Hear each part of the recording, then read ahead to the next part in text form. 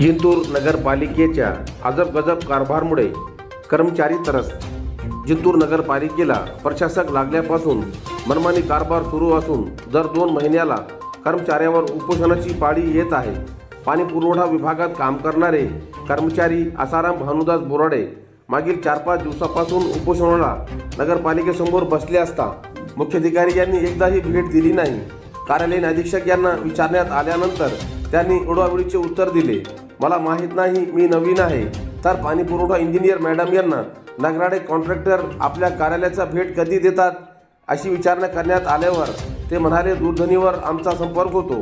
विशेष म्हणजे पाणी पुरवठा विभागात नगराडे कंपनीचे कंत्राटी कर्मचारी काम करत असून या कंपनीचा कुणीही सुपरवायझर नसून कॉन्ट्रॅक्टर नांदेड येथून रामभरोसे कॉन्ट्रॅक्ट चालवत असून नगरपालिका त्या कॉन्ट्रॅक्टरला का कारण विचारत नाही असा प्रश्न कर्मचारी वर्गात सुरू आहे. तर माजी नगरसेवक उस्मान खान पठाण यांनी उपोषणकर्ते यांची तब्येत खालवली असल्याने नगरपालिकेला याबाबत जाब विचारले असता नगरपालिका प्रशासनाने पोलीस प्रशासनाला आमंत्रित केले असता उपोषणकर्ते आसाराम बोराडे यांना लेखी आश्वासन देऊन उपोषण सोडविण्यात आले.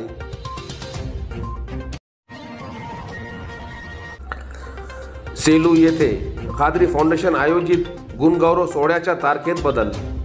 सेलू शहरातील खाद्री फाउंडेशन आयोजित 14 जानेवारी रविवार रोजी सायनाट्यगृहात शिक्षण क्षेत्रात उत्कृष्ट कामगिरी करणाऱ्या व्यक्तींचा मान्यवरांच्या हस्ते होणारा गुणगौरव सोहळा समारंभात कार्यक्रमाचे अध्यक्ष बुलढाणा जिल्हा पोलीस अधीक्षक सुनील कडासने हे नागपूर येथील कार्यक्रमात सहभागी होत असल्याने तसेच कार्यक्रमात प्रमुख पाहुणे म्हणून उपस्थित असणारे परभणी विधानसभेचे आमदार डॉक्टर राहुल पाटील हे शिवसेना पक्षाच्या वतीने आयोजित कार्यक्रमात मुंबई येथे जात असल्याने कार्यक्रमाच्या तारखेत बदल करण्यात आले असून पुढील तारीख लवकरच कळविण्यात येईल अशी माहिती कार्यक्रमाचे संयोजक सय्यद अब्दुल रहमान खादरी उर्फ पाशाभाई, शेख इसाक पटेल, नासर खान पठाण, अबरार बेग यांनी दिली आहे.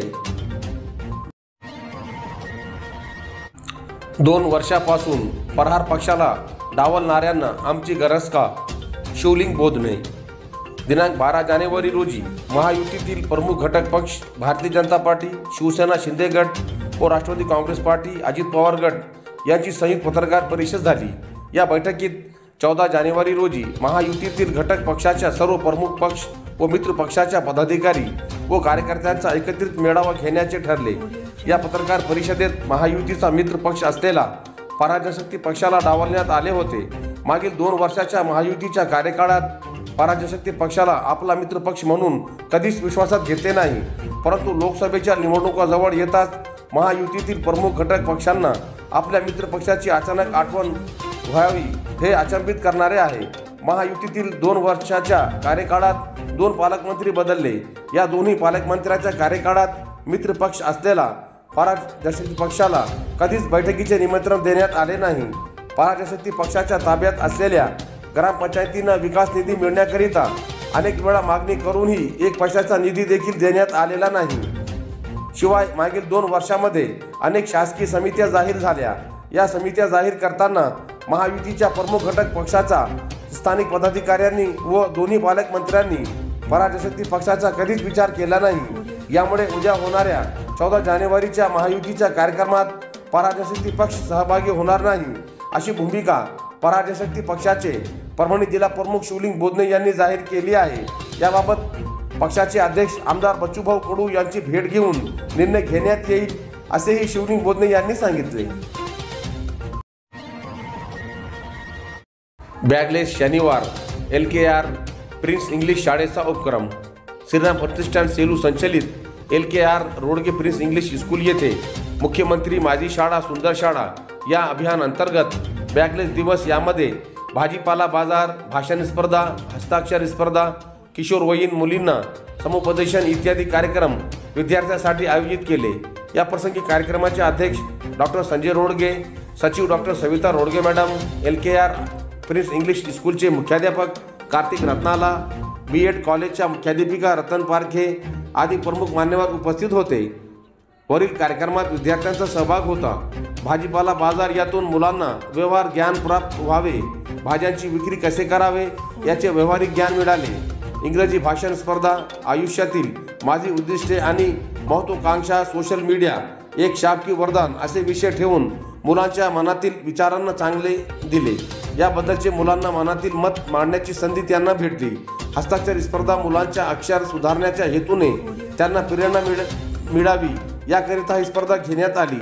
किशोरवयीन मुलींना समुपदेशन यात मुलींचे आरोग्य व स्वच्छतेसाठी डॉक्टर सविता रोडगे व BEd कॉलेजच्या मुख्याध्यापिका रतन पारखे यांचे मार्गदर्शन लाभले।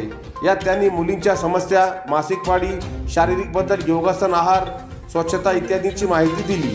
वरील प्रकारे कार्यक्रम आयोजित करून विद्यार्थ्यांनी सहभाग घेऊन बॅगलेस शनिवारचा आनंद लुटला। यावेळी सर्व शिक्षक यांनी सहकार्य केले। आरोग्यदायी सवयी यशस्वीतेचा राजमार्ग डॉक्टर मनीषा आंधळे। आज दिनांक 13 जानेवारी शनिवार रोजी मुख्यमंत्री माझी शाळा सुंदर शाळा या अभियान अंतर्गत केमापूर येथील जिल्हा परिषद शाळा येथे आयोजित करण्यात आले होते। यावेळी आरोग्यविषयक मार्गदर्शन करताना आरोग्यदायी सवयीतूनच यशस्वीतेचा राजमार्ग जातो असे प्रतिपादन वैद्यकीय अधिकारी डॉक्टर मनीषा आंधळे यांनी केले। यावेळी पुढे बोलताना त्यांनी आरोग्य व अध्यापनाचा सहसंबंध स्पष्ट करत शारीरिक स्वच्छता, आरोग्यदायी चांगल्या सवयी या संदर्भात मार्गदर्शन केले। यावेळी त्यांनी स्वच्छ हात धुण्या पद्धतीचे प्रत्यक्षी करून दाखवले। यावेळी मंचावर प्रणिता गाडे यांची उपस्थिती होती। यावेळी पंचकर्म चिकित्सक डॉक्टर शिवप्रसाद सानप यांनी योग, प्राणायाम या संदर्भात मार्गदर्शन केले। कार्यक्रमाचे प्रास्ताविक प्रभावती घुगे यांनी केले। सूत्रसंचालन दगडोबा माघाळे यांनी तर आभार प्रदर्शन नारायण आष्टकर यांनी मानले। यावेळी गावातील किशोरवयीन विद्यार्थिनींची उपस्थिती होती। कार्यक्रम यशस्वी करण्यासाठी शरद ठाकर व शालेय मंत्रिमंडळातील भास्कर सारोग, दीपक गुट्टे, प्रणवी साळवे, अक्षय वाकडे यांनी परिश्रम घेतले।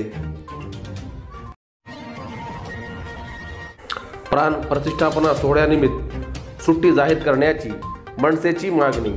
हिंदू धर्माचे दैवत रामचंद्र यांच्या प्राण प्रतिष्ठापना सोहळ्याच्या निमित्ताने 22 जानेवारी सोमवार रोजी अधिकार अंतर्गत सार्वजनिक शासकीय सुट्टी जाहीर करण्याची मागणी महाराष्ट्र नवनिर्माण सेनेच्या वतीने जिल्हाध्यक्ष रुपेश देशमुख, जिल्हा संघटक श्रीनिवास लाहोटी, मनसे विद्यार्थी सेनेचे अर्जुन टाक, तालुका संघटक लखन गरुड, उपशहराध्यक्ष श्रीकांत पाटील, तेजस संगई, आशिष जैन, अक्षय टाक, सूर्यकांत मोगल यांनी जिल्हाधिकारी रघुनाथ गावडे यांच्याकडे निवेदनाद्वारे केली आहे।